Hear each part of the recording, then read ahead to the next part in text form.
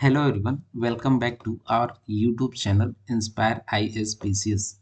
आज हम डिस्कस करेंगे विजन आईएएस का नवंबर मंथ का मंथली करंट अफेयर्स। और इसके पहले हम लोगों ने अक्टूबर मंथ का जो मंथली करंट अफेयर है उसको भी कवर किया है, और इसके साथ साथ जो मेंस 365 मैगजीन आता है उसको भी कम्प्लीटली हम लोगों ने कवर किया था, जिसमें polity, economy, environment, social issues, international relations and जो भी इम्पोर्टेंट मेंस 365 हैं जो मेंस के लिए काफ़ी यूज़फुल होते हैं, उसको हमने काफ़ी क्रिस्पी वे में और अच्छे से एक्सप्लेन करके किया है। तो आप हमसे फर्स्ट टाइम जुड़ रहे हैं तो प्लीज़ सब्सक्राइब आवर चैनल। तो आइए हम स्टार्ट करते हैं कि पहले तो हम इंडेक्स देख लेते हैं कि हम क्या क्या कवर करने वाले हैं। तो हमारा पहला टॉपिक होगा कि रिसेंटली अभी क्या हुआ था, सुप्रीम कोर्ट में एक पीआईएल पढ़ा था, जिसमें जो अपना प्रियम्बल है, प्रस्तावना है कॉन्स्टिट्यूशन में, उसमें सोशलिस्ट और सेकुलर जो टर्म है या फिर शब्द है, इसको रिमूव करने के लिए पढ़ा था। तो इस पे सुप्रीम कोर्ट ने क्या जजमेंट दिया, हम इसको आगे डिस्कस करेंगे डिटेल में। हमारा दूसरा टॉपिक होगा कि जो अपने इंडिया में प्रॉपर्टी राइट है, इससे रिलेटेड एक सुप्रीम कोर्ट के कॉन्स्टिट्यूशनल बेंच ने इस पे एक जजमेंट पास किया है, तो उसको भी हम देखेंगे। और ये प्रॉपर्टी राइट वाला घटना इसलिए हो रहा था क्योंकि आप देखेंगे कि जो स्टेट होती है, स्टेट इन द सेंस की जो स्टेट गवर्नमेंट या फिर कोई भी गवर्नमेंट होती है, वो प्राइवेट जो लैंड्स होते हैं, प्राइवेट प्रॉपर्टी होते हैं, वो इजीली एक्वायर कर लेती हैं। तो इससे रिलेटेड वो जो कॉन्स्टिट्यूशनल जजमेंट था, और इसके साथ साथ जो internal democracy in political party means कोई पॉलिटिकल पार्टी है तो उसमें जो इंटरनल डेमोक्रेसी होती है, इंटरनल डेमोक्रेसी मीन्स की जो पोस्ट होते हैं, जैसे जैसे उसका प्रेसिडेंट कौन बनेगा, उसका कोऑर्डिनेटर कौन बनेगा, कौन कौन से उसके की एडवर्टाइजर होंगे, तो ये सारे जो भी डिसाइड होता है, तो हम जब कंसेंसस से डिसाइड करते हैं तो उसको हम इंटरनल डेमोक्रेसी बोलते हैं। तो इससे रिलेटेड एक हम देखेंगे। और रिसेंटली क्या होता अपने यूएसए में, अमेरिका में, वहाँ पे प्रेसिडेंशियल इलेक्शन हुआ जहाँ पे डोनाल्ड ट्रंप जीत कर आए हैं कमला हैरिस को हराकर। तो उससे रिलेटेड अपने इंडिया और अमेरिका के जो भी इलेक्शन होता है उसका हम कंपेयर करेंगे, और दोनों में देखेंगे कि क्या की डिफरेंसेस हैं। इसके अलावा हमारा अगला टॉपिक होगा कि म्युनिसिपल कॉरपोरेशन में जो रिवेन्यू से रिलेटेड क्या क्या स्टेटस है, और कॉन्स्टिट्यूशनल क्या क्या स्टेटस है, एनजीओ से रिलेटेड क्या क्या स्टेटस है, और जो एआई है, AI stands for artificial intelligence, तो उसको हम गवर्नेंस में किस तरीके से यूज कर सकते हैं। और फिर हमारा अगला टॉपिक होगा कि जो लैंड रिकॉर्ड्स होते हैं उसको डिजिटाइजेशन करने के लिए सरकार ने एक स्कीम लेकर आया था, तो उससे रिलेटेड हमारा टॉपिक होगा। और इसके अलावा पर्सन्स विद डिसेबिलिटी से रिलेटेड भी हम देखेंगे उसका कॉन्स्टिट्यूशनल क्या क्या स्टेटस है। और इसके अलावा देखेंगे कि जो सीआरएस है ये क्या होता है। फिर इसके अलावा जो होगा कि हमारे जो 51st chief justice of India को अपॉइंटमेंट किया गया है, तो इनका अपॉइंटमेंट का प्रोसेस क्या होता है, और अलीगढ़ मुस्लिम यूनिवर्सिटी का करंटली क्या स्टेटस है, इससे रिलेटेड सुप्रीम कोर्ट ने एक जजमेंट पास किया। तो ये सारे आज हम टॉपिक कवर करेंगे। तो हमारे पढ़ाने से रिलेटेड आपको कुछ भी डाउट रहेगा तो प्लीज़ आप हमें कमेंट करके बताइए, जिससे हम वहाँ पे आपके डाउट को रिजॉल्व करने का ट्राई करेंगे। और आप हमसे फर्स्ट टाइम जुड़ रहे हैं तो प्लीज़ सब्सक्राइब आवर चैनल। तो आइए हम मूव करते हैं अपने टॉपिक पे। तो अभी आप जानते होंगे कि हमारा जो प्रियम्बल है उसमें सोशलिस्ट और सेकुलर टर्म है। तो सोशलिस्ट इज मीन्स कि जो हमारा इंडिया में जो डीपीएसपी में देखिए, इसका सोशलिस्ट का वहाँ पे 3 तरह के डीपीएसपी हैं, Gandhian, socialist and liberal type के। फिर सेकुलर टर्म है मीन्स ये धर्मनिरपेक्षता, जो देश का धर्मनिरपेक्ष रहेगा, तो इससे रिलेटेड। तो इसमें एक सुप्रीम कोर्ट में एक पिटीशन पड़ा था कि ये जो टर्म है इसको रिमूव किया जाए, और रिमूव करने का क्या क्या रीजन था इसका देखा जाएगा। तो और इसके अलावा क्या क्यों न्यूज में था, तो आप जानते होंगे ये इंसर्ट किया गया था 42nd जो कॉन्स्टिट्यूशनल अमेंडमेंट हुआ था, जिसको हम मिनी कॉन्स्टिट्यूशन भी बोलते हैं, इसके थ्रू अमेंडमेंट हुआ था। और ये एक एक ही बार से प्रियम्बल में सिर्फ आज तक एक ही बार अमेंडमेंट हुआ है, वो भी 1976 में, ये 42nd कॉन्स्टिट्यूशनल अमेंडमेंट के द्वारा लाया गया था। और ये कब हुआ था, ये आप टाइम याद रखिएगा कि जब इमरजेंसी हमारे देश में लगाया गया था 1975 से 77 के बीच में, तो इसी बीच में इसको किया गया था। तो इसमें तर्क ये दिया गया था, जो भी इन्होंने, ये डॉक्टर बलराम सिंह है, इन्होंने जो पिटीशन डाला था, तो इसमें इन्होंने बोला था कि जब हमारा जो कॉन्स्टिट्यूशन है 26 नवंबर 1949 से एडॉप्ट किया गया है, तो उससे बाद हम जाके कैसे उसमें बदलाव कर सकते हैं। तो इसलिए जो सोशलिस्ट और सेकुलर शब्द है इसको रिमूव किया जाए, ऐसा डॉक्टर बलराम सिंह के द्वारा कहा गया था इस पिटीशन में। तो इन्होंने बताया था कि जब हम 26 नवंबर से ही 26 नवंबर 1949 से ही हम उस चीज़ को एडॉप्ट कर लिए हैं, तो इसमें नया शब्द कैसे जोड़ा जा सकता है, इसी को लेके डाला गया था। तो अभी देख लेते हैं कि जो 42nd कॉन्स्टिट्यूशनल अमेंडमेंट है, आप जानते होंगे ये प्रीलिम्स एग्जाम के पॉइंट ऑफ व्यू से काफ़ी इंपॉर्टेंट है। इसको हमने बताया कि मिनी कॉन्स्टिट्यूशन भी बोला जाता है, और इसमें जब भी ये लाया गया था 42nd कॉन्स्टिट्यूशनल अमेंडमेंट, तो इसमें आप जानते होंगे प्रीएम्बल में अमेंडमेंट किया गया था, इसके अलावा 40 आर्टिकल्स में अमेंडमेंट किया गया था, और इसके साथ साथ 7th शेड्यूल में अमेंडमेंट किया गया था। और इन सब चीज़ के अलावा आप जानते होंगे कि 14 न्यू आर्टिकल्स भी ऐड किए गए थे, और 2 कॉन्स्टिट्यूशनल पार्ट्स भी ऐड किए गए थे, जिसको हम नीचे हम बताएंगे कि क्या क्या ऐड किया गया था। तो प्रियम्बल में देखा जाए कि क्या क्या ऐड किया गया था, तो इसमें सोशलिस्ट और सेकुलर टर्म, और इसके साथ साथ ये 3 टर्म्स हैं, सोशलिस्ट, सेकुलर एंड इंटीग्रिटी, ये 3 टर्म्स को ऐड किया गया था। एसएसआई शॉर्ट में आपको याद करना रहे तो SSI, S first is for socialist, second is for secular and third I is integrity. तो एसएसआई इसको यहाँ पे ऐड किया गया था बाय 42nd कॉन्स्टिट्यूशनल अमेंडमेंट। तो इसके अलावा और क्या किया गया था, तो पहले हमारा जो प्रियम्बल था उसमें यूनिटी ऑफ नेशन मेंशन किया गया था, जिसको चेंज करके unity and integrity of the nation किया गया। तो ये हमारा प्रियम्बल में चेंजेस है। और इसके अलावा जो 7th शेड्यूल है अपना, उसमें क्या क्या चेंजेस किया गया था, जिसमें हमारा concurrent list, union list and state list है। इसमें बोला गया था, चेंजेस किया गया था कि एजुकेशन हो गया, फॉरेस्ट हो गया, प्रोटेक्शन ऑफ वाइल्ड एनिमल। तो ऐसे मल्टीपल जो पॉइंट्स थे, इसको यहाँ से निकाल के कंकरेंट लिस्ट में डाल दिया गया था। और जो अपना आर्टिकल 352 है, जिसमें नेशनल इमरजेंसी की बात करता है, इसमें ये भी ऐड किया गया था कि जो प्रेसिडेंट है ये इमरजेंसी डिक्लेयर कर सकते हैं, या तो फिर नेशन वाइड भी डिक्लेयर कर सकते हैं, थ्रू आउट आप देखेंगे, थ्रू आउट द नेशन या थ्रू आउट द कंट्री, या but also in any part, या फिर देश के किसी स्पेसिफिक पार्ट में भी ये लगा सकते हैं नेशनल इमरजेंसी। तो ये हमारा इमरजेंसी से रिलेटेड चेंजेस था। और इसके अलावा कुछ नए डीपीएसपी डाले गए थे। डीपीएसपी में directive principle of state policy, तो इसमें आर्टिकल 39 में डाला गया था कि healthy development of children, 39A में डाला गया था equal justice and free legal aid, 43A में डाला गया था जो वर्कर्स होते हैं उनका पार्टिसिपेशन इन मैनेजमेंट, 48 में डाला गया था हमारे इन्वायरमेंट के सेफ गार्डिंग के लिए। और इसके अलावा आप जानते होंगे जो हमारा फंडामेंटल ड्यूटीज़ हैं, इसी पार्ट में जो हमने बताया कि 2 पार्ट भी ऐड किए गए थे। तो एक पार्ट ये था पार्ट 4A, जिसमें फंडामेंटल ड्यूटीज़ को ऐड किया गया था। और इसके साथ साथ आप जानते होंगे पार्ट 14A, जिसमें एडमिनिस्ट्रेटिव ट्रिब्यूनल की बात करता है। तो ये सारे हमारे मिनी कॉन्स्टिट्यूशन में जब भी हमारा 42nd अमेंडमेंट लाया गया था, जिसको मिनी कॉन्स्टिट्यूशन बोलते हैं, तो ये सारे चेंजेस किए गए थे, जो कि एग्जाम पॉइंट ऑफ व्यू से काफ़ी इंपॉर्टेंट है। और मोस्टली या तो पीसीएस या फिर यूपीएससी एग्जाम में ये सारे क्वेश्चंस पूछते रहते हैं। और आप जानते होंगे जो हमारे स्टैटिक होता है उसको करंट से लिंक करके क्वेश्चन पूछा जाता है। तो ये सबके आप शॉर्ट नोट्स बना के रखिए, जिससे आपको लास्ट टाइम में रिवीजन करने में काफ़ी इजी रहेगा।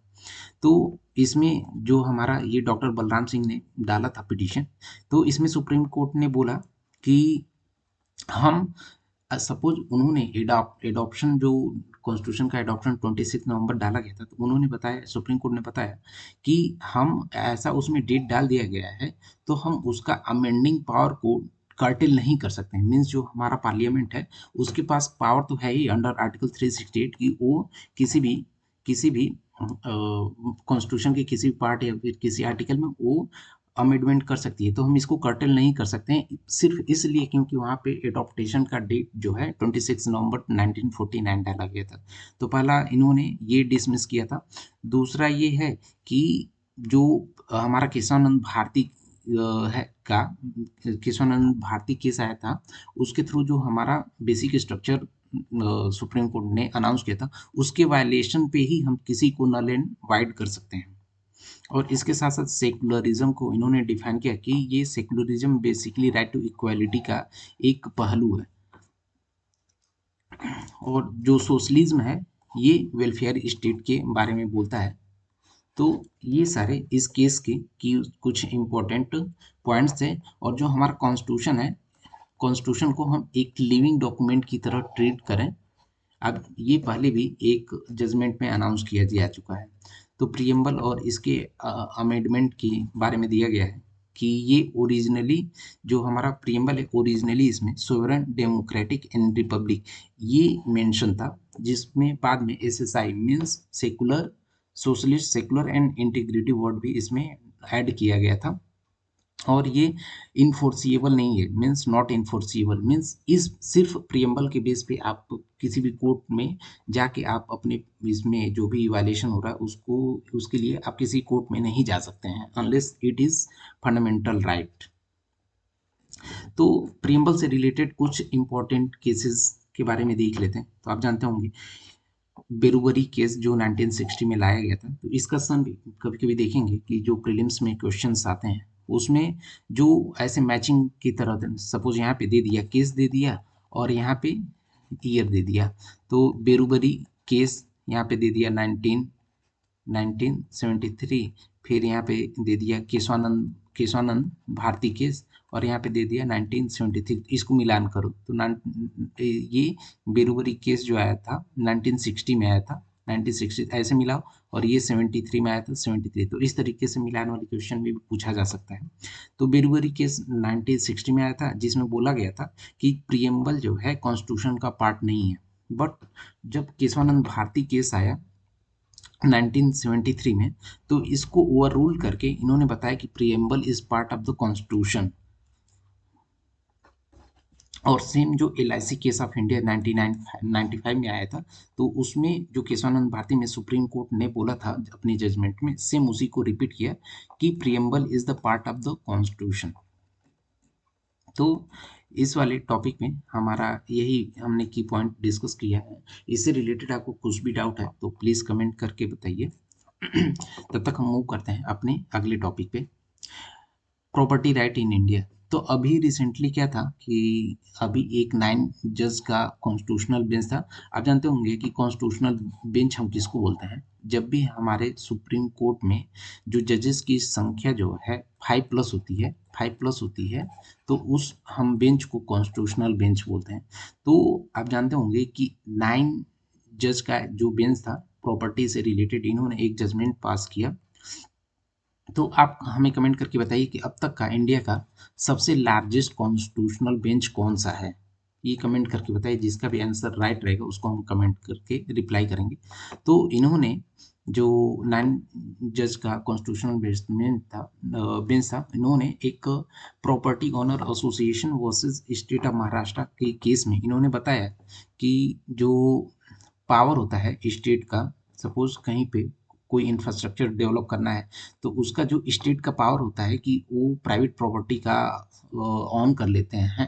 तो इसको इन्होंने लिमिट कर दिया था और इससे रिलेटेड इन्होंने इसका पर्पस भी बताया। ऐसा नहीं है सरकार बिना काम के बिना पब्लिक हेल्प के वो डायरेक्टली सिर्फ जमीन किसी को लेके वहां से किसी को बेदखल कर दे सिर्फ कंपनसेशन के बेस पे। तो उसके प्रॉपरली उसके कॉजेज भी बताए हैं। तो इससे रिलेटेड आप जानते होंगे जो प्रॉपर्टी राइट है, इसके पहले हमारा 1978 में जो state of Karnataka versus Ranganath Reddy के केस में, और इसके अलावा 1983 में ये Sanjeev coke manufacturing company versus Bharat coking coal limited, इस केस में आया गया था, जिसमें बोला गया कि जो प्राइवेट प्रॉपर्टी है, प्राइवेट प्रॉपर्टी मीन्स आप जैसे हमारे जैसे लोग जो प्रॉपर्टी ऑन करते हैं उसी को प्राइवेट प्रॉपर्टी बोलते हैं।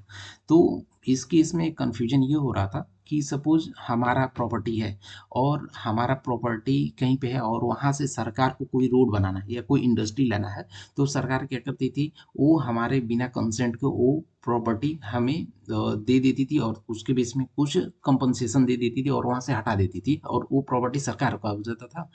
उसके बाद सरकार क्या करती थी, अपने हिसाब से जिसको चाहती थी वो दे देती थी। तो इसी से रिलेटेड ये जजमेंट था कि private property could be considered as a community resources.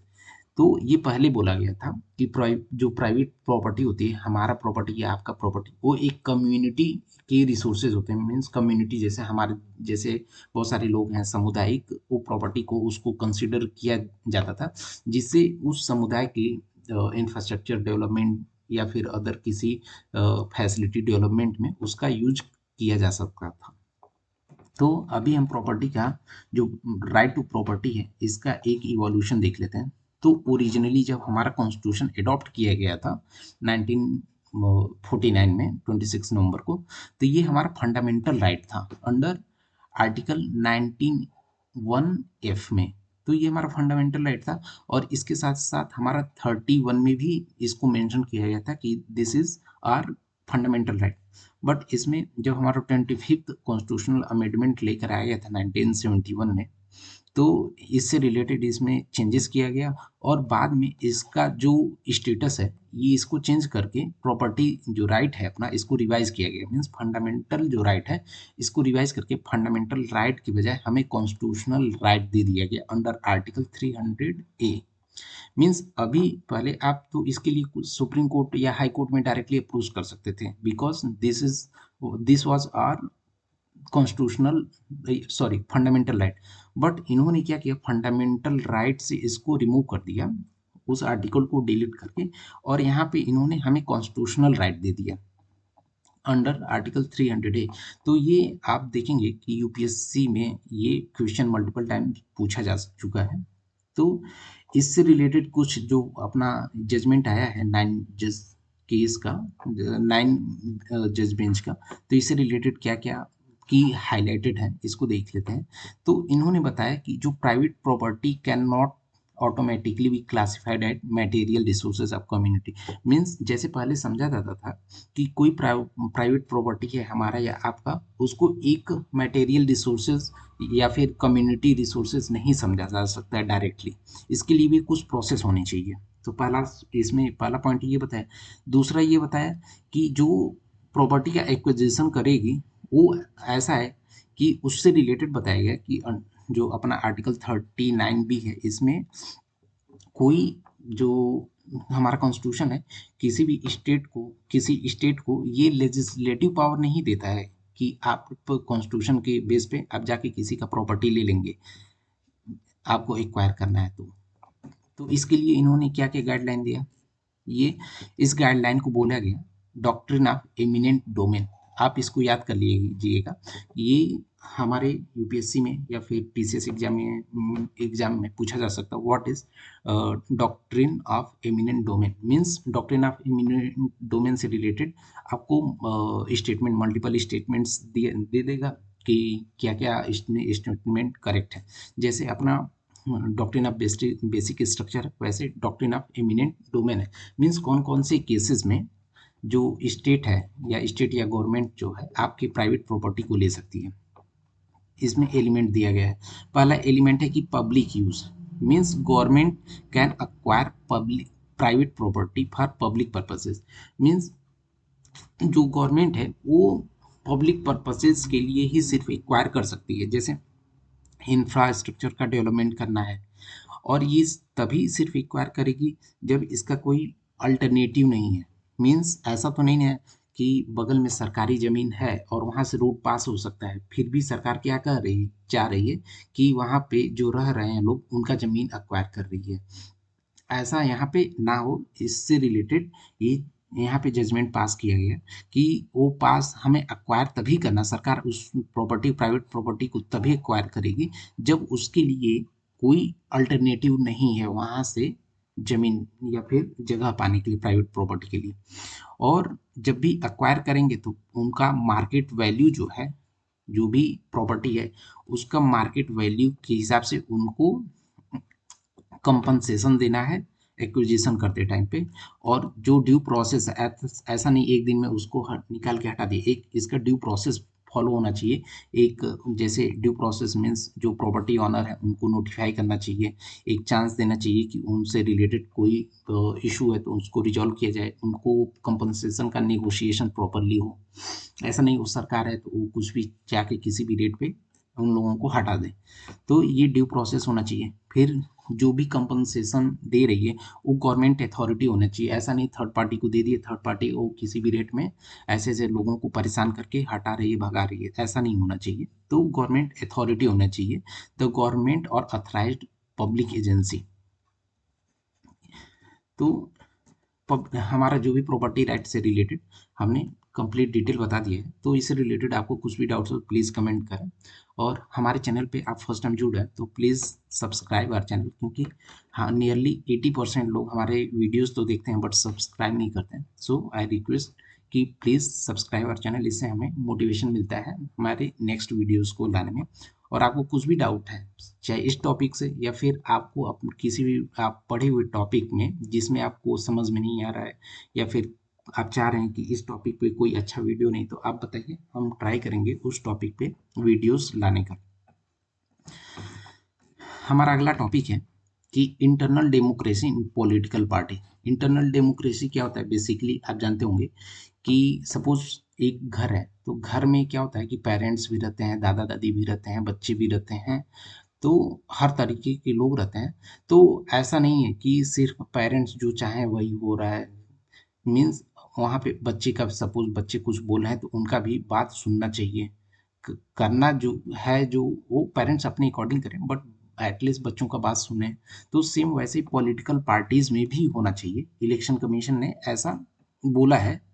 तो हम बता देते हैं what is internal party democracy. Internal party democracy means कि जो इंटरनल एक विद इन पार्टी जो होता है, एक पार्टी के अंदर का जो इंटरनल अरेंजमेंट होता है, वो स्ट्रक्चर हुआ, कोऑर्डिनेशन हुआ, या फिर डेमोक्रेटिक प्रिंसिपल होता है, इसमें हमें वोट के बेस पे या फिर सहमति के बेस पे होना चाहिए कि इसमें किसी किस सपोज कोई राय लेना है तो उस पे कितने, जिस पे ज़्यादा लोग सहमति करें या फिर ज़्यादा लोग सजेशन दें वो वही काम होना चाहिए। वो उस चीज़ को हम इंटरनल पार्टी डेमोक्रेसी बोलते हैं। कि जो कैंडिडेट होते हैं किसी पार्टी में, कैंडिडेट का जो सिलेक्शन होता है वो कैसे हो, फिर लीडर का सिलेक्शन कैसे हो, पॉलिसी का सिलेक्शन कैसे हो। तो इसमें जब पार्टी वर्कर के सहमति से हो तो इसी को हम इंटरनल पार्टी डेमोक्रेसी बोलते हैं। इसकी ज़रूरत क्यों है?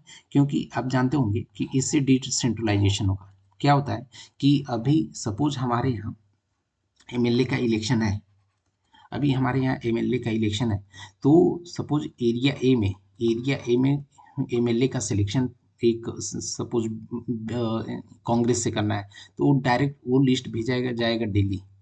फिर इसके बाद वो दिल्ली में बैठे लोग डिसाइड करेंगे कि यहाँ से कौन चुनाव लड़ेगा। सेम ऐसे यहाँ पे बीजेपी को भेजा जाए, तो बीजेपी में जो दिल्ली में लोग लीडर्स बैठे हैं वो डिसाइड करेंगे। सपोज 5 लीडर्स का नाम यहाँ से भेजा जा रहा है इस एरिया से, तो वहाँ पे दिल्ली में बैठ के लोग डिसाइड करेंगे कि करते हैं कि कौन से कैंडिडेट को लड़ाना चाहिए।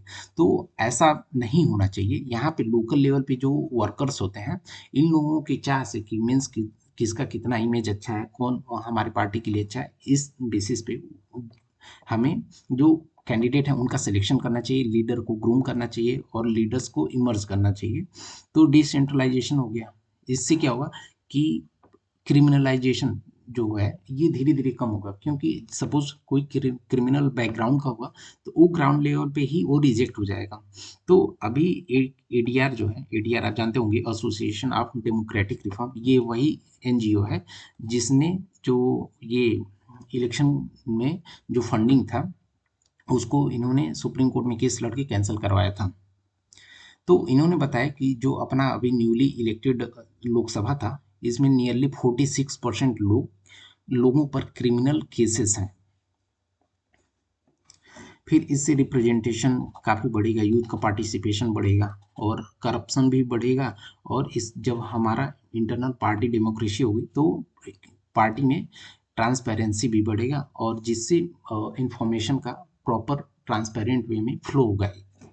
तो ये सारे हमारे बेनिफिट्स हैं और नीड है इस चीज़ का। बट इस चीज़ का जो अपना लैक है, मीन्स जो इंटरनल पार्टी डेमोक्रेसी में है, क्यों ऐसा हो रहा है कि इंटरनल पार्टी डेमोक्रेसी नहीं है किसी भी नेशनल पार्टी या स्टेट पार्टी में।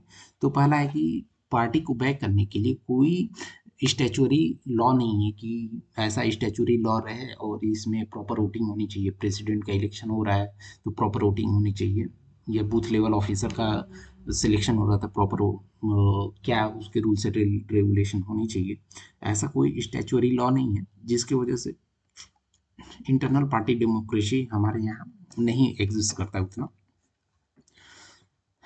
तो हमारा अगला टॉपिक है कि यूएसए में प्रेसिडेंशियल इलेक्शन हुआ, तो वहाँ पे एक इंडिया का जो इलेक्शन सिस्टम है और जो अमेरिका का इलेक्शन सिस्टम वहाँ का एक कंपेयर कर लेते हैं। तो हम पहले कंपोजिशन देख लेते हैं। कंपोजिशन कंपोजिशन मीन्स वहाँ पे देखेंगे कि 538 सीट्स हैं, जिसमें सीनेट, जैसे अपने यहाँ राज्यसभा है तो वहाँ पे उसको राज्यसभा को सीनेट बोला जाता है। तो वहाँ पे सीनेट में 100 सीट हैं और 3 डिस्ट्रिक्ट हैं। कोलंबिया के लिए 3 सीट है, मीन्स टोटल 103 सीट है। और जो लोकसभा है, जैसे अपने यहाँ लोकसभा है, वहाँ पे हाउस ऑफ रिप्रेजेंटेटिव है जिसमें 435 सीट्स हैं। तो इन दोनों को मिला के 538 सीट होते हैं। और वहाँ पे मेजोरिटी पाने के लिए 270 सीट चाहिए होता है, जैसा कि अपने इंडिया में 272 सीट्स जो पा जाता है वो चुनाव जीत जाता है। तो पहला हमारा कंपोजिशन का ये हो गया। फिर वहाँ पे गवर्निंग जो रूल होता है कि वहाँ पे आप जानते हो कि यूएसए में 50 स्टेट्स हैं, जैसे हमारे यहाँ डिफरेंट स्टेट और यूटीज हैं, तो वहाँ पे 50 स्टेट्स हैं। तो जो भी 50 स्टेट्स हैं वहाँ पे उन लोगों का जो इलेक्शन का प्रोसेस होता है, वहाँ का रूल और रेगुलेशन बिल्कुल 50 स्टेट में डिफरेंट है। तो ये हम हो गया। और हमारे यहाँ एक यूनिफॉर्म है, मीन्स वो सेंट्रल गवर्नमेंट डिसाइड करती है कि हमारा इलेक्शन का प्रोसेस क्या होना चाहिए। तो ये डिफरेंस हो गया। थर्ड डिफरेंस हो गया कि जब भी उन्हें वहाँ पे कैंडिडेट का सिलेक्शन होता है, तो जैसा कि हमने बताया इंटरनल पार्टी डेमोक्रेसी, तो वहाँ पे उसका एक प्रोसेस होता है जिसको प्राइमरीज बोलते हैं और कॉकस बोलते हैं, जिसको आगे हम किसी टॉपिक में डिस्कस करेंगे कि प्राइमरीज क्या होता है और कॉकस क्या होता है। तो इसके थ्रू हम कैंडिडेट का सिलेक्शन करते हैं। बट हमारे यहाँ कैंडिडेट का सिलेक्शन ऐसे नहीं होता है। हमने बताया कि हमारे यहाँ से लिस्ट को अपनी जो जो भी पार्टी होती है उसके हेड क्वार्टर भेजा जाता है और वहाँ के पार्टी प्रेसिडेंट डिसाइड करते हैं कि यहाँ पे इलेक्शन कौन लड़ेगा, जो कि ये हमारे अमेरिका के इलेक्शन में डिफरेंट है, प्राइमरी और कॉकस के द्वारा होता है। और यहाँ पे एक सबसे यूनिक लॉ है कि विनर टेक ऑल अप्रोचेस। तो आपके मन में डाउट आ रहा होगा कि winner take all approach means क्या होता है कि सपोज अपने यूपी में 80 सीट्स हैं, 80 सीट्स हैं। तो अभी क्या हो रहा हुआ था कि नियरली बीजेपी को 30 सीट्स मिले थे और जो यहाँ पे इंडिया गठबंधन था, इंडिया अलायंस था, इंडिया अलायंस को नियरली यहाँ पे 45 टू 50 सीट्स मिले थे। तो क्या हुआ कि winner take all approach means जब भी यहाँ पे 80 में से मीन्स 40 प्लस जिसको सीट मिल जाए, तो ये 80 का 80 सीट उसी का हो जाएगा। तो इसी को हम विनर टेक ऑल अप्रोच बोलते हैं। जैसा कि आपको पता होगा कि टेक्सास में नियरली 54 सीट्स थे और कैलिफोर्निया में 54 सीट्स थे और टेक्सास में यहाँ पे नियरली 40 सीट्स के अराउंड थे। तो यहाँ पे आप देखेंगे कि कमला हैरिस ने इसका आधा मीन्स 27 प्लस सीट्स जो भी पा गया, तो 27 प्लस सीट पाने की वजह से उनके बैग में ये 54 सीट्स चली जाएंगी। मीन्स जो भी यहाँ का विनर हुआ उसके खाते में वो पूरी सीट को काउंट किया जाएगा। और टेक्सास में जस्ट इसके अपोजिट हुआ कि वहाँ पे जो डोनाल्ड ट्रंप की पार्टी है उन्होंने इसका 20 प्लस सीट्स पा गए। तो फिर 20 प्लस सीट्स पाने की वजह से इनके जब भी काउंट किया जाएगा ये टोटल 40 सीट्स को इनके खाते में काउंट किया जाएगा। तो इस अप्रोच को बोलते हैं कि विनर टेक ऑल अप्रोचेस। तो हमारे यहाँ ऐसा नहीं होता है, हमारे यहाँ जो जितना सीट जीतता है उतने ही सीट हम उसको काउंट करते हैं।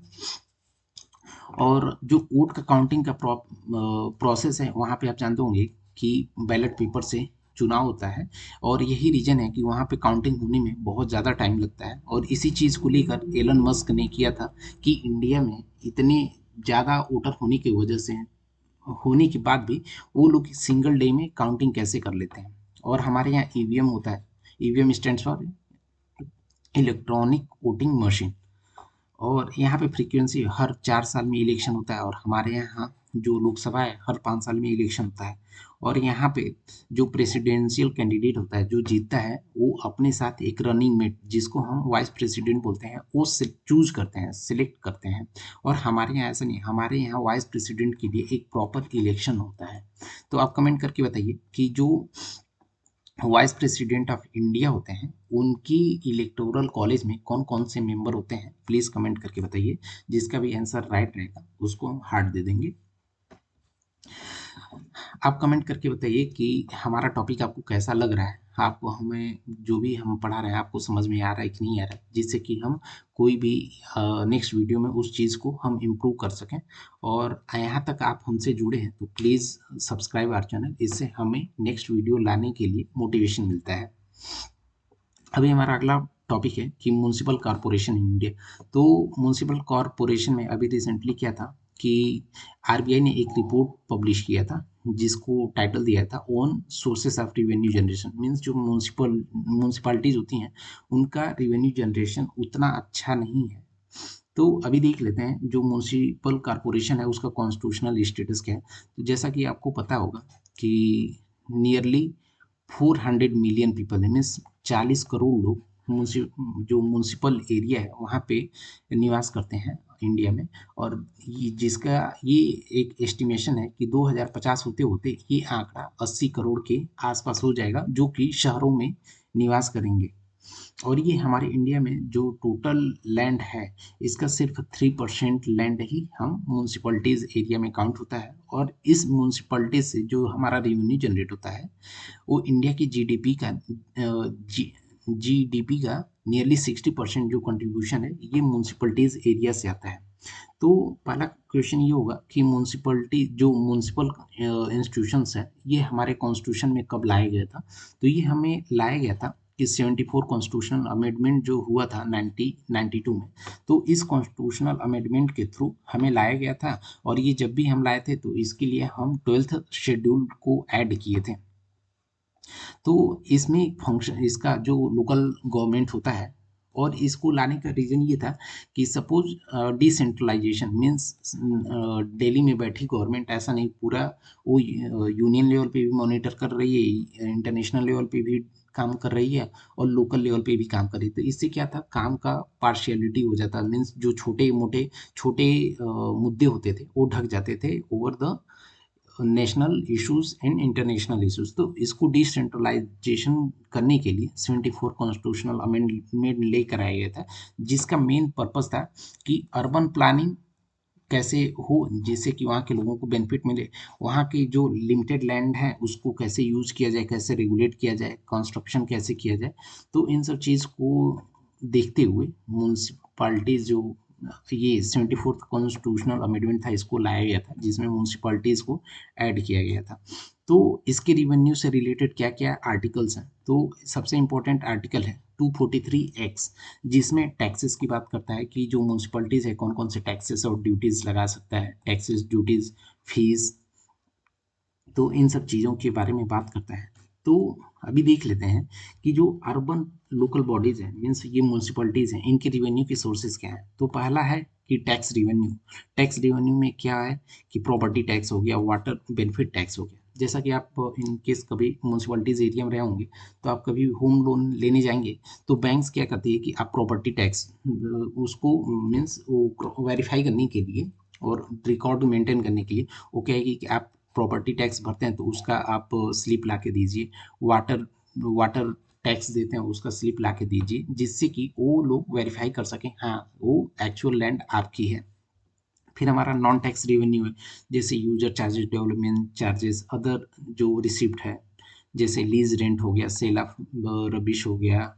तो ये सारे रिवेन्यू के सोर्सेज हैं अर्बन बॉडीज़ में।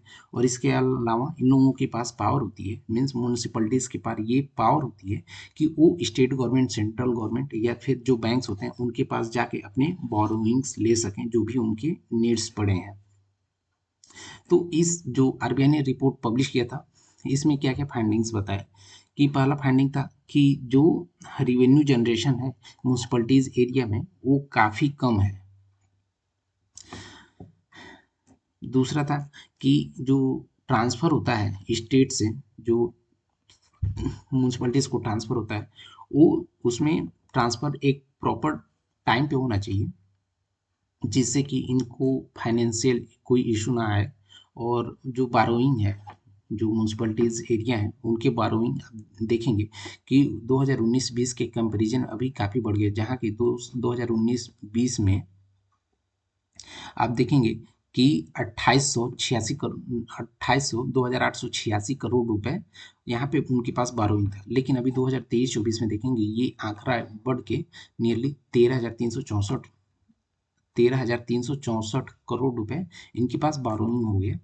तो ये म्यूनसिपलिटीज़ से रिलेटेड कुछ कॉन्स्टिट्यूशनल प्रोविजन और इसके अलावा जो आरबीआई ने रिपोर्ट पब्लिश किया था उससे रिलेटेड ये डेटास थे।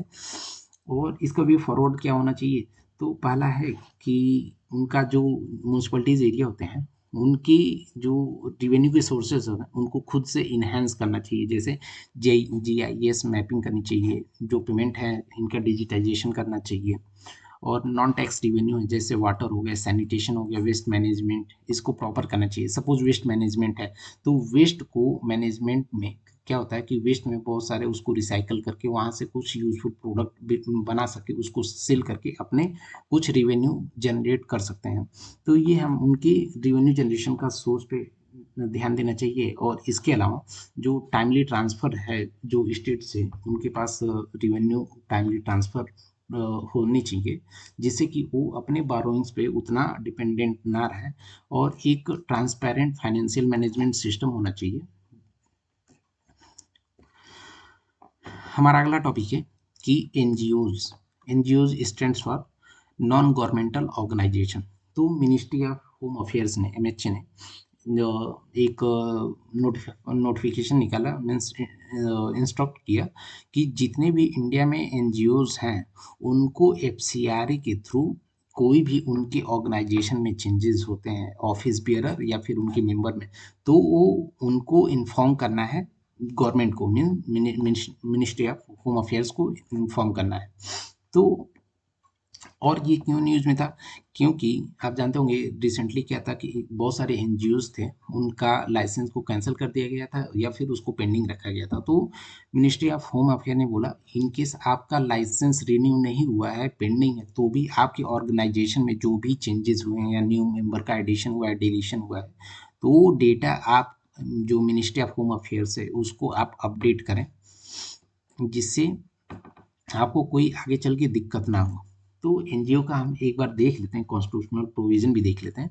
जैसा कि हमने बताया कि ये एक non profit means non governmental organisation होती है, नॉन प्रॉफिट ऑर्गेनाइजेशन। तो ये ग्रुप या फिर ग्रुप ऑफ इंस्टीट्यूट होती है जो कि इंडिपेंडेंटली वर्क करती है गवर्नमेंट के, मतलब गवर्नमेंट के पैरेलली ये वर्क करती है। और ये ह्यूमैनिटेरियन या डेवलपमेंट, इनका मेन ऑब्जेक्टिव जो होता है ह्यूमैनिटेरियन या डेवलपमेंट का असिस्टेंट करना, मीन्स ह्यूमन के से रिलेटेड किसी उत्थान के लिए काम करना, उनको हेल्प करना या फिर कोई डेवलपमेंट की काम कर रहा है। जैसे हमने बताया कि अभी रिसेंटली ADR था, तो ये हमारे डेमोक्रेसी को स्ट्रेंथन करने के लिए काम करती है, जिसमें इन्होंने इलेक्शन बॉन्ड जो आया था इसको केस लड़के इन्होंने बताया कि ये करप्शन का एक पार्ट हो सकता है। तो इन्होंने केस लड़ा और केस लड़ने के बाद जो हमारा सुप्रीम कोर्ट ने उसको अनकॉन्स्टिट्यूशनल डिक्लेयर कर दिया।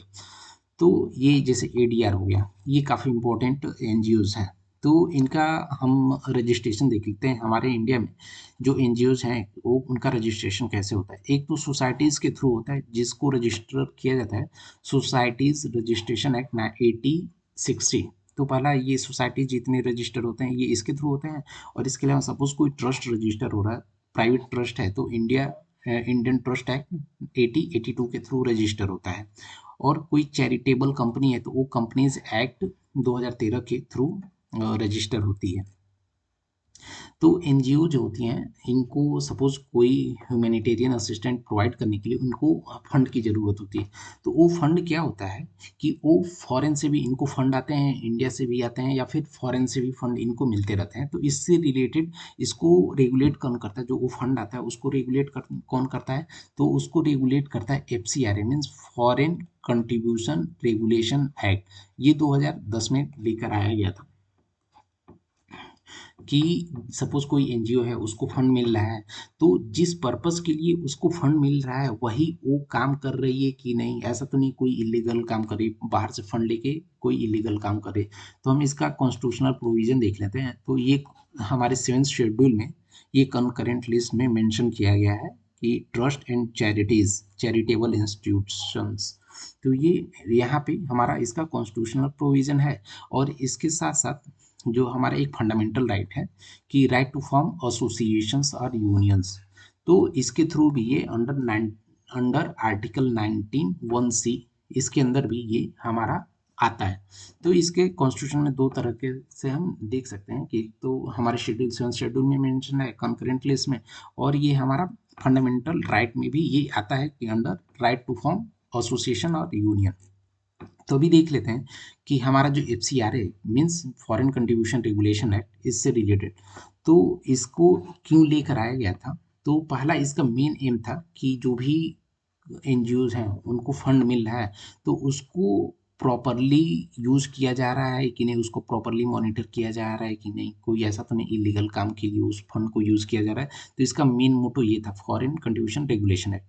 तो ये क्या करता है कि रेस्ट्रिक्ट करता है जो भी फंड आ रहे हैं वो उसी पर्पज़ के लिए यूज हो। हमें इसके लिए कोई ऐसा तो नहीं ऑफेंस में यूज कर रहे हैं या किसी के इन लाइफ को खतरा में डालने के लिए यूज कर रहे हैं।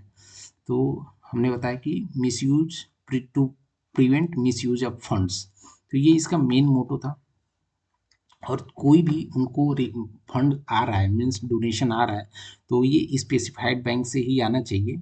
और इसको जो भी अमाउंट आएगा, तो ऐसा नहीं कि वो नॉर्मल अमाउंट आएगा, ये F C R A amount इसको बोलते हैं। F C R A means foreign contribution regulation act के थ्रू जो अमाउंट आता है, उस अकाउंट को हम एफ अकाउंट बोलते हैं, under F C R A account. फिर क्या होता है कि जो भी फंड आ रहा है वो किसी को, ऐसा नहीं वो किसी प्राइवेट पर्सन को, उस एनजीओ से प्राइवेट पर्सन को भेजा जाए, ऐसा नहीं होना चाहिए। मीन्स वो वहाँ पे एनजीओ में आ रहा है तो एनजीओ के थ्रू डायरेक्ट एडमिनिस्ट्रेशन में, नहीं तो फिर वो वहाँ पे अपलिफ्टमेंट के लिए ही यूज होना चाहिए। तो दूसरा पॉइंट ये है। इसके अलावा इसका एडमिनिस्ट्रेटिव एक्सपेंडिचर जो है, पहले क्या था कि उसका कैप किया गया था 50%। मीन्स जो भी वहाँ पे फंड एनजीओ के आ रहे हैं वो 50% उस 50% फंड का यूज अपने एडमिनिस्ट्रेशन के लिए कर सकती है। बट उसको लिमिट किया गया कि नहीं, 50% नहीं, सिर्फ वहाँ पे आप 20% अपने एडमिनिस्ट्रेटिव एक्सपेंडिचर पे यूज करिए, बाकी रिमेनिंग 80% को आप जिस पर्पस के लिए दिया गया उस पर्पस पे आप खर्च करिए। और इसके लिए आप जो भी उसके मेंबर्स हैं उनके लिए आधार नंबर, ये मैंडेटरी है कि आधार नंबर होना ही चाहिए। तो जो एनजीओज होते हैं इनके रोल्स एंड रिस्पॉन्सिबिलिटी देख लेते हैं। हमने बताया कि गवर्नेंस में इसका काफ़ी इंपॉर्टेंट रोल है। जैसे कि हमने बताया ईडीआर, इन्होंने जो इलेक्टोरल बॉन्ड्स थे इसको इन्होंने कैंसिल करवाया, तो ये हमारे गवर्नेंस में काफ़ी हेल्प करता है। इसके अलावा हम सोशल अपलिफ्टमेंट के बारे में बात करें तो बचपन बचपन बचाओ आंदोलन, ये एक इन्होंने कैलाश सत्यार्थी द्वारा फॉर्म किया गया था एनजीओ, जिससे ये बचपन बचाओ आंदोलन मीन्स ये बच्चों के अपलिफ्टमेंट के लिए काम करते थे। फिर वुमन एम्पावरमेंट के लिए सेवा एनजीओ है। इसके अलावा पॉवर्टी एलिवेशन के लिए एनजीओ गूंज है। तो ये सारे एनजीओज हैं जो कि हमारे सोशल अपलिफ्टमेंट के लिए काम करते हैं। और इसके अलावा ह्यूमन रिसोर्स डेवलपमेंट के लिए, जैसे एजुकेशन हो गया, कैपेसिटी बिल्डिंग के लिए प्रथम एनजीओ है। तो ये सारे हमारे सोशल अपलिफ्टमेंट के लिए काम करते हैं। कुछ जो एनजीओज हैं वो हमारे रिसर्च एंड डेवलपमेंट फील्ड में काम करते हैं, जैसे ऑक्सफैम हो गया। फिर इन्वायरमेंटल एडवोकेसी के लिए wild life trust of India, तो ये हमारे इन्वायरमेंट से रिलेटेड इम्प्रूवमेंट के लिए काम करते हैं।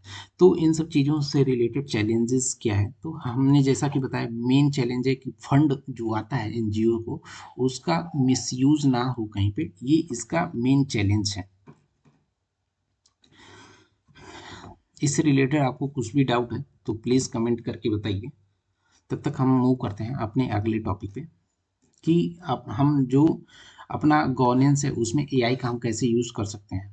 तो अभी रिसेंटली क्या होता है, India's first AI data bank को इस्टेब्लिश करने के लिए, जिससे कि हमारे पास जो डेटा का कलेक्शन रहे और उसको हम एक पॉजिटिव वे में यूज़ कर सकें। जैसे कि सैटेलाइट डेटा का हम रियल टाइम एनालिसिस कर सकें, ड्रोन हो गया, आईओटी डेटा। तो इन सारे चीज़ को जब हम एक जगह रॉ डेटा रख के जब हम उसको एक रिफाइंड डेटा के तौर पे यूज़ करेंगे तो ये हमारे काफ़ी काम का डेटा निकल के आएगा, जिसको हम गवर्नेंस में काफ़ी अच्छे से यूज़ कर सकते हैं। और इससे जब हम डेटा को अच्छे से एनालिसिस करेंगे तो साइबर सिक्योरिटी का खतरा हमें काफ़ी कम हो जाएगा और इंडिया इस तरीके से एक ग्लोबल लीडर बन सकता है इन एआई फील्ड, जिससे हम डिजिटल अपने इंफ्रास्ट्रक्चर को बूस्ट करेंगे तो इस फील्ड में इंडिया ग्लोबल लीडर बन सकता है। तो अभी इंडिया में जो एआई है, आर्टिफिशियल इंटेलिजेंस है, इसका पोटेंशियल कितना ज़्यादा है इसको देखते हैं कि पहले हम इसको एजुकेशन फील्ड में भी यूज़ कर सकते हैं। जैसे कोई स्मार्ट कंटेंट क्रिएट करना है तो हम इसके लिए इसमें यहाँ पे एआई का यूज़ कर सकते हैं। सपोज कहीं पे हमें ग्रेडिंग सिस्टम या फिर वहाँ पे ऑटोमेटेड ग्रेडिंग सिस्टम या असेसमेंट करना है, वहाँ पे भी हम एआई का यूज़ करके एक अच्छा डॉक्यूमेंट बना सकते हैं। हेल्थ केयर सर्विस में हम वहाँ पे इसको एआई को यूज़ कर सकते हैं। और इस टॉपिक को आप सपोज इन इन डिटेल पढ़ना चाह रहे हैं तो हमारे चैनल पे ही एक साइंस एंड टेक करके हमने प्लेलिस्ट क्रिएट किया हुआ है मीन्स 365 का, वहाँ पे इस चीज़ को हमने काफ़ी अच्छे से एक्सप्लेन किया हुआ है, तो वहाँ पे भी आप जाके चेकआउट कर सकते हैं। हेल्थ सेक्टर में काफ़ी अच्छे से हम इसको यूज़ कर सकते हैं, एग्रीकल्चर सेक्टर में काफ़ी यूज़ कर सकते हैं। जैसे वेदर का फोरकास्टिंग का कैसे क्या स्टेटस है, आगे चल के उसका क्या इफेक्ट होने वाला है, पेस्ट मैनेजमेंट, रिसोर्सेज का यूज, फिर हमारा जो बेनिफिट को जो फार्मर्स होते हैं उनके उनके बेनिफिट के लिए कैसे किया काम किया जा सके, इसको हम रॉ डेटा से को एआई की हेल्प से इसको हम एक इफेक्टिव या फिर हमें यूजफुल डेटा में कन्वर्ट करके इसका एनालिसिस कर सकते हैं। और इसके अलावा आप जानते होंगे कि भाषणी प्लेटफॉर्म है, इसको रीजनल लैंग्वेज में सपोज लैंग्वेज है तो इस प्लेटफॉर्म को यूज़ करके आप रीजनल लैंग्वेज में इसको यूज़ कर सकते हैं। और यहाँ पे हम जो लार्ज स्केल का डेटा है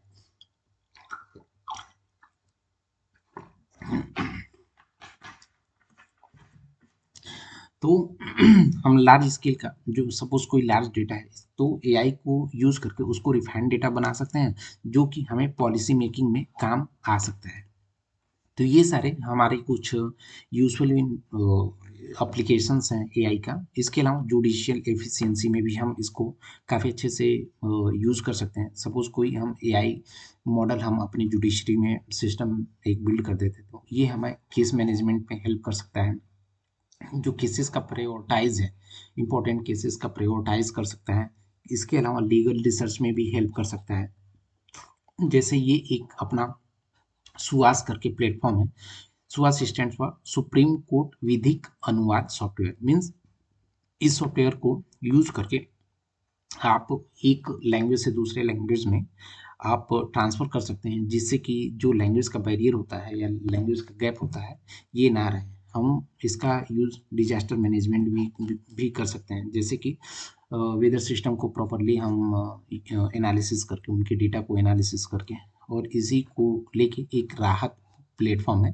राहत stand for rapid action for humanitarian assistance app. तो इसको हम डिजास्टर मैनेजमेंट पे भी यूज़ कर सकते हैं।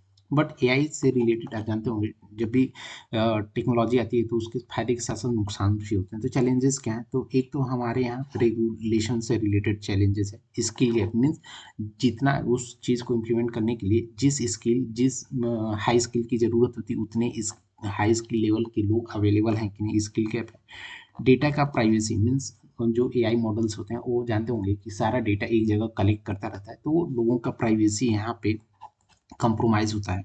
फिर इंडिया का जो वीक आईपी रेजिम है, जैसा कि एक आईपी इंडेक्स में इंडिया 42nd रैंक पे आया था।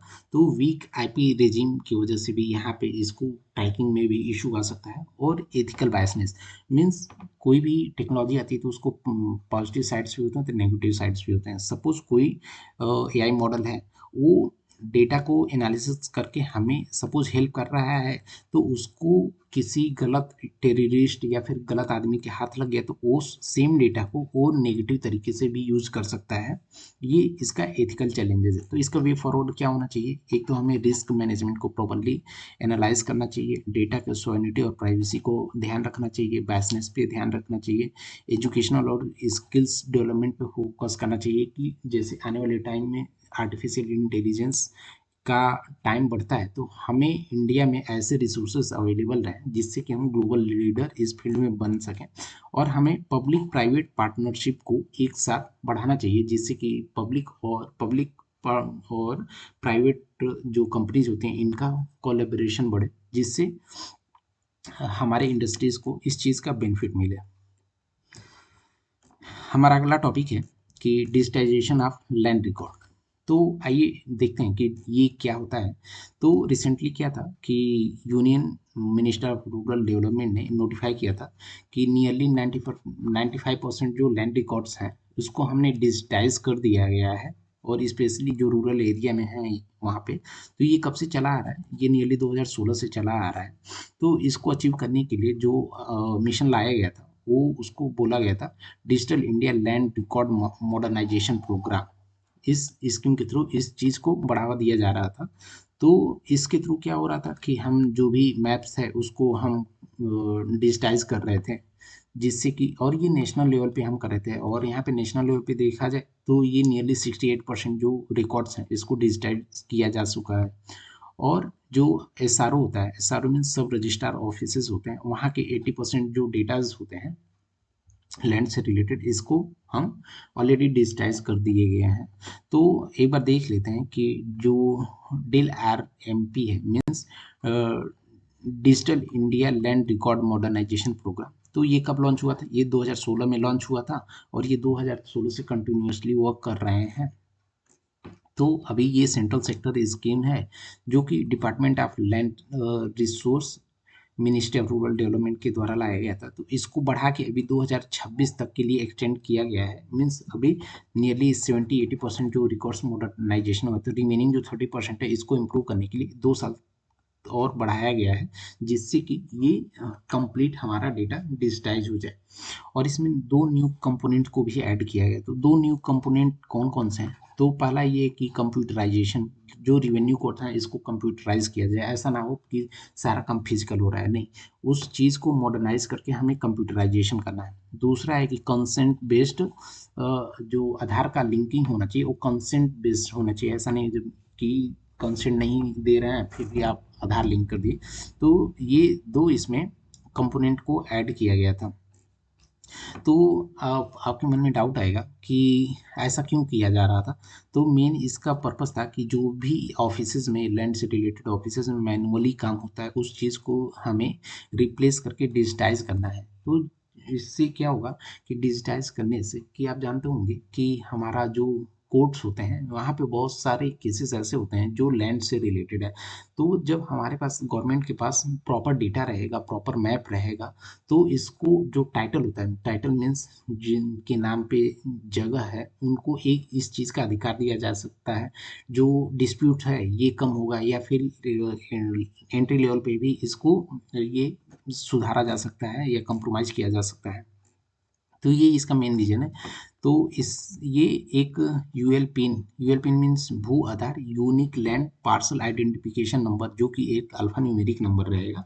इस चीज़ दिया जाएगा वो हर जगह का अलग अलग होगा। तो इस चीज़ का ज़रूरत क्यों था? तो एक तो पहला था कि सोशल इकोनॉमिक रिलीवेंस के लिए, मीन्स ये हमारे जीवन यापन के लिए बहुत ज़्यादा ज़रूरी था। क्योंकि आप देखेंगे कि कोई छोटा फार्मर है, वो ऐसे डिस्प्यूट में पड़ गया तो वो खेती क्या करेगा और क्या हमेशा उसको कोर्ट कोर्ट का चक्कर लगाना रहेगा। तो इससे क्या होगा कि रिकॉर्ड मॉडर्नाइज हो जाएगा। तो गवर्नमेंट को इस डिस्प्यूट को रिजॉल्व करने में कम टाइम में रिजॉल्व किया जा सकता है। तो ये सोशल इकोनॉमिक इसका रेलिवेंस हो गया। फिर लैंड का जो ऑनरशिप डिस्प्यूट्स है ये काफ़ी कम हो जाएंगे। फिर जो हमारा एडमिनिस्ट्रेटिव प्रोसेस है ये काफ़ी अच्छे से इम्प्रूव कर सकता है। मीन्स अभी हम इनएफिशिएंटली यूज करते हैं, क्योंकि सपोज कोई स्टेट गवर्नमेंट कोई रोड बनाने के लिए या हाईवे बनाने के लिए प्रॉपर्टी एक्वायर करती है, तो बस इसमें बहुत ज़्यादा टाइम लग जाता है, तो ये इनएफिशिएंट होता है, हो जाता है। बट सपोज वही सारा रिकॉर्ड, वो सेम रिकॉर्ड इसमें डिजिटाइज फॉर्म में हो या फिर उसका प्रॉपर मैपिंग हो, तो इससे क्या होगा कि कम टाइम में इसको हम प्रोसेस कर सकते हैं। तो ये एफिशिएंटली एडमिनिस्ट्रेटिव प्रोसेस कर सकता है।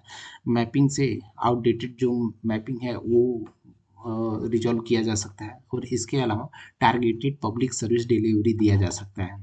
मीन्स किसी के नाम सारा रिकॉर्ड मॉडर्नाइजेशन होने का पता चलता है कि किसी फार्मर के पास उसके पास ज़मीन नहीं है, तो उसको टारगेटेड बेनिफिट गवर्नमेंट देना चाहे तो दे सकती है, और हमारे रिवेन्यू एडमिनिस्ट्रेशन को भी इम्प्रूव कर सकती है। तो इससे रिलेटेड क्या क्या चैलेंजेस है कि एक तो टाइटल का चैलेंजेस है। मीन्स सेम लैंड पे यदि दो लोग वहाँ पे क्लेम करते हैं, तो वहाँ पे जो टाइटलिंग है, मीन्स किसको ये इस चीज़ का अधिकार देना चाहिए कि वो प्रॉपर्टी किसकी है, ये टाइटल का इशू है। इसके अलावा जो सेंटर और स्टेट का कोऑर्डिनेशन है, इसमें इशू आ सकता है। जैसा कि मैंने बताया ये एक सेंट्रल सेक्टर स्कीम है, तो इसमें स्टेट एक चाहे तो इसमें अड़ंगा डाल सकता है या फिर इसको रोक सकता है। तो ये सेंटर स्टेट का प्रॉपर कोऑर्डिनेशन होना चाहिए। Legal provision related to registration process काफ़ी लेंदी हो जाएगा, और हाई कोर्ट जो इसका रजिस्ट्रेशन का कॉस्ट है ये काफ़ी बढ़ जाएगा। तो ये सारे लैंड रिकॉर्ड मॉडर्नाइजेशन प्रोग्राम थे, इससे रिलेटेड डेटास थे। इससे रिलेटेड कुछ भी डाउट्स है तो प्लीज़ कमेंट करके बताइए। हमारा अगला टॉपिक है कि पर्सन्स विद डिसेबिलिटी के लिए, कि रिसेंटली सुप्रीम कोर्ट ने बोला है कि जो पर्सन्स विद डिसेबिलिटी होते हैं इनके राइट के लिए, जैसे पब्लिक प्लेसेस और सर्विसेज को यूज करने के लिए, इनके राइट्स के लिए गवर्नमेंट काम करे। तो अभी जो पर्सन्स विद डिसेबिलिटी हैं उनके जो 2011 के सेंसस के अकॉर्डिंग देख लेते हैं उसका स्टेटस क्या है। तो नियरली इंडिया के पॉपुलेशन का 2.21% डिसेबल्ड पर्सन है, जिसमें से नियरली 56% जो मेल्स हैं वो डिसेबल्ड है। और ये 56 मीन्स ये जो इंडिया के 2.21% है उसके 56% मेल है, रिमेनिंग फीमेल्स है। और जो 69% डिसेबल्ड पॉपुलेशन है वो ग्रामीण क्षेत्रों में निवास करते हैं। और उस ग्रामीण क्षेत्रों के अलावा देखा जाए तो जो 20% इन इस 2.21% का जो 21% है ये सीनियर सिटीजन्स हैं, मीन्स 60+ एज वाले हैं। तो इनकी कॉन्स्टिट्यूशनल प्रोविजंस देख लेते हैं कि इनके लिए इस कॉन्स्टिट्यूशन में क्या क्या प्रोविजन है। क्योंकि जब भी हमारा कॉन्स्टिट्यूशन में बात करता है तो इसके ऑल सिटीजन के बारे में बात करते हैं, जैसे फंडामेंटल राइट है। तो आर्टिकल 14 बोलता है कि equal access for all, means equal access होना चाहिए सारे लोगों के लिए। आर्टिकल 19 बात करता है कि freedom to move, means person with disability के लिए जब पब्लिक उस तरीके का इंफ्रास्ट्रक्चर और सर्विस का बेनिफिट नहीं पा रहे हैं तो उनके पास उतना फ्रीडम नहीं है ना। फिर जो आर्टिकल 21 है यहाँ पे उनके पास right to live with dignity वाला भी इशू आ जाता है। तो ये सारे इनके पास चैलेंजेस हैं। तो अभी डायरेक्टिव प्रिंसिपल देख लेते हैं स्टेट पॉलिसी में। आर्टिकल 41 में भी दिया गया है कि public assistance in case of employment, unemployment, old age, sickness या फिर डिसेबलमेंट। तो इस केस में ये सारे इश्यूज हैं। और जो रिस्पॉन्सिबिलिटी है पंचायत और म्यूनसिपलिटीज़ का उसमें भी ये मेंशन किया गया है। जैसा कि आप जानते होंगे कि जो पंचायत है, पंचायत से रिलेटेड जो हमारा शेड्यूल है वो शेड्यूल है 11 शेड्यूल है। तो इसमें आप जानते होंगे कि इसमें कमेंट करके बताइए कि कितने एंट्रीज इसमें पंचायत में है और कितने एंट्रीज जो हमारा म्यूनसिपलिटीज़ है इसमें है।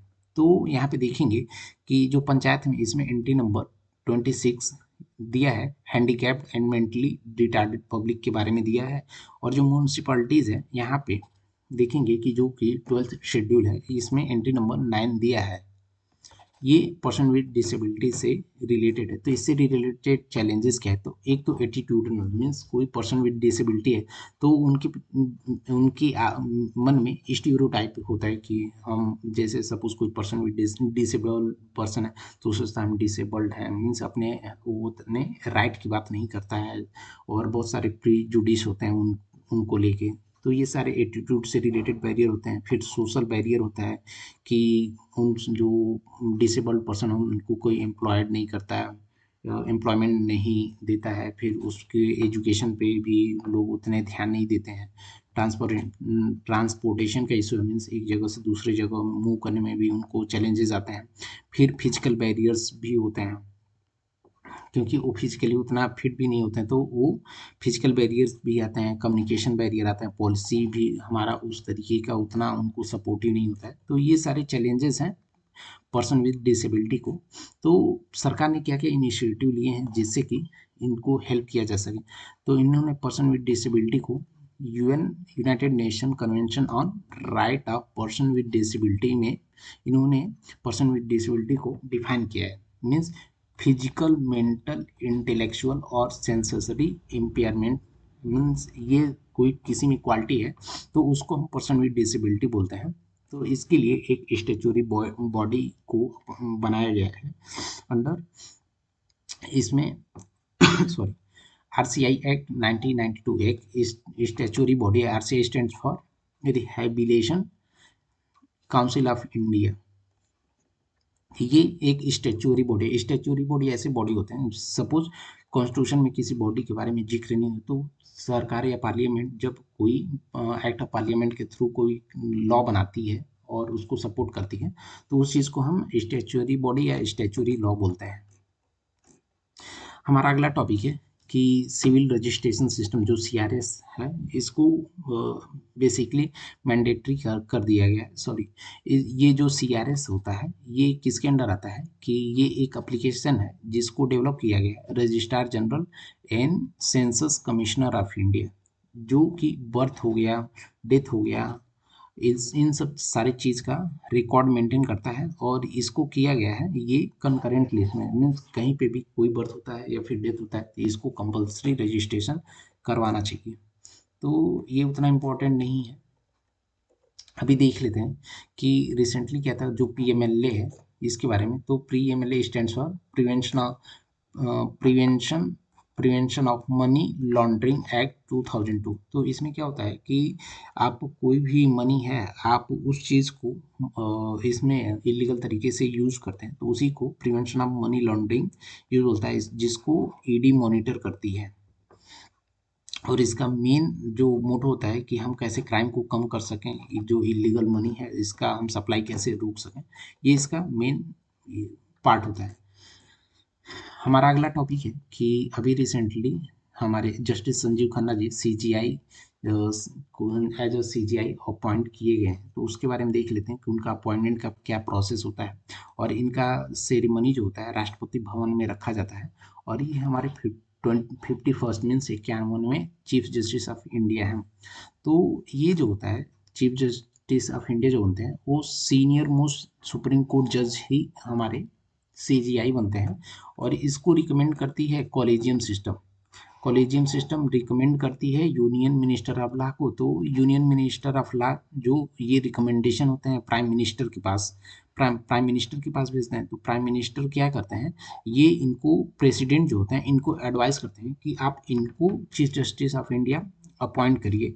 और ये प्रेसिडेंट को पावर दिया गया है अंडर आर्टिकल 124 क्लॉज 2 में।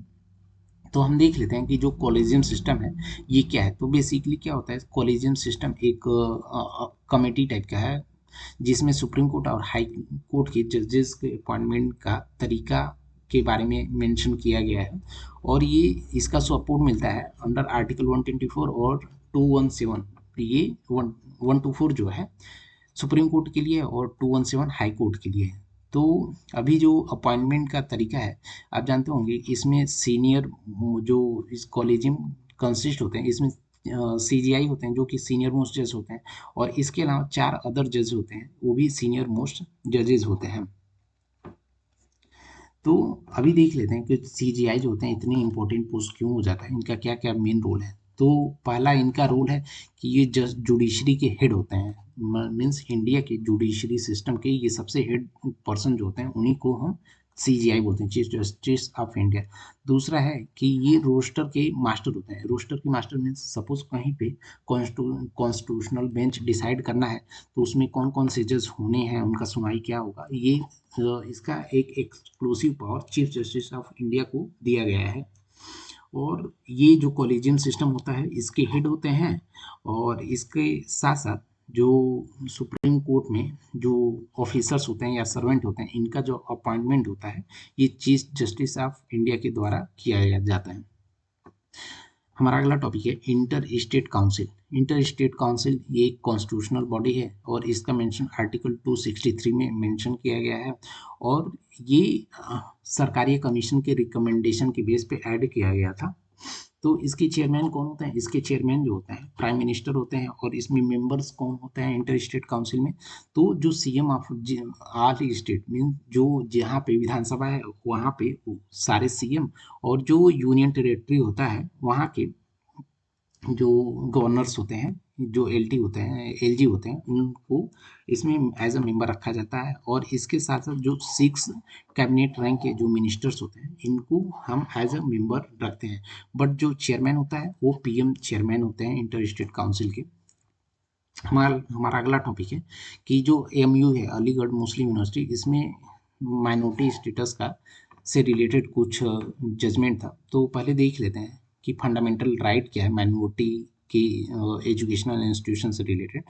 तो अंडर आर्टिकल 31 में बोला गया है कि जो माइनॉरिटीज होते हैं वो अपने एजुकेशन के लिए वो कोई भी एजुकेशनल इंस्टीट्यूट इस्टेब्लिश कर सकते हैं। तो अभी रिसेंटली क्या था, 1967 में एएमयू को बोला गया था कि वो माइनॉरिटी का जो स्टेटस है वो क्लेम नहीं कर सकती है इस जजमेंट में। बट क्या था कि बाद में उन्होंने एक लॉ के थ्रू 1981 में बताया कि इसका माइनॉरिटी का स्टेटस वापस दे दिया गया था। बाद में पहले तो हटा दिया, फिर बाद में वहाँ के जो भी गवर्नमेंट थी पार्लियामेंट में एक्ट के थ्रू एक एक्ट लाती है, अलीगढ़ मुस्लिम यूनिवर्सिटी एक्ट अमेंडमेंट एक्ट 1981। और इसमें एएमयू का जो माइनॉरिटी स्टेटस होती है उसको वापस वो दे देती है। फिर बाद में क्या होता है कि वहाँ पे जो इलाहाबाद हाई कोर्ट होता है इस पे रोक लगाता है। और जो माइनॉरिटी का ये अलीगढ़ मुस्लिम यूनिवर्सिटी एमयू का माइनॉरिटी स्टेटस होता है एक रेगुलर ब्रांच के पास भेज दिया जाता है। तो इस जजमेंट का हाईलाइट देख लेते हैं कि क्या था कि यहाँ पे बोला गया था कि जो भी इंस्टीट्यूट है इसको यदि एडमिनिस्टर माइनॉरिटी लोग एडमिनिस्ट्रेटर नहीं है इस चीज़ के, तो फिर उसको माइनॉरिटी इंस्टीट्यूट नहीं बोला जा सकता। तो इसमें सुप्रीम कोर्ट ने बोला कि ऐसा ज़रूरी नहीं है कि कोई माइनॉरिटी जब हैंडल करें माइनॉरिटी इंस्टीट्यूट को तभी हम माइनॉरिटी बोलेंगे। फिर यहाँ पे जो भी कोर्ट है इन्होंने बताया कि इसका जो जेनेसिस था मीन्स जो इसका एमयू लाने का जो उत्पत्ति था इसकी जो रीजंस थे इसको जेनेसिस का स्टडी करिए, फिर उस बेस पे हम अगला सुनवाई करके हम इस पे कोई फाइनल जजमेंट तक पहुंचेंगे। तो आज के टॉपिक में हम यहीं पे अपना वीडियो स्टॉप करते हैं। तो हमारे वीडियो से रिलेटेड आपको कुछ भी डाउट हो तो प्लीज़ कमेंट करके बताइए कि आपको वीडियो कैसा लगा। और अभी यहाँ तक आपने देखा है तो प्लीज़ सब्सक्राइब आवर चैनल, जिससे हमें अगला वीडियोस लाने में काफ़ी मोटिवेशन मिलता है। तो thank you for the watching, please like comment and subscribe our channel. Thank you.